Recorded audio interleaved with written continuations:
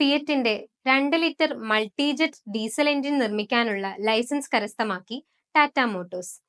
ഇതിലൂടെ ടാറ്റയുടെ Harrier, safari SUVകൾക്ക് കൂടുതൽ വൈവിധ്യമാർന്ന പവർ ട്രെയിനുകൾ ലഭിക്കാനുള്ള അവസരം കൂടിയാണ് വഴിയൊരുങ്ങുന്നത്. സ്റ്റെല്ലാൻഡിസിന് കീഴിലുള്ള Fiat India automobile private limited ആണ് എഞ്ചിൻ നിർമ്മിച്ചിരിക്കുന്നത്. അതുകൊണ്ട് തന്നെ ഇനി മുതൽ ടാറ്റ മോട്ടോഴ്സും സ്റ്റെല്ലാൻഡിസും ചേർന്ന് സ്ഥാപിച്ച രഞ്ജൻഗാവ് പ്ലാന്റിൽ നിന്നുമായിരിക്കും പുതിയ എഞ്ചിനുകൾ നിർമ്മിക്കുക.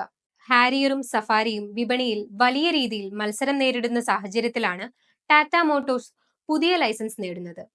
ഈ പുതിയ ലൈസൻസ് നേടുന്നതിലൂടെ വൈദ്യുത വാഹനങ്ങളുടെ ആവശ്യം കൂടുന്ന സാഹചര്യത്തിലും ഇന്ത്യൻ ഡീസൽ എഞ്ചിനുള്ള വലിയ SUVകളുടെ ആരാധകർ കുറഞ്ഞിട്ടില്ല എന്ന് വേണം മനസ്സിലാക്കാൻ.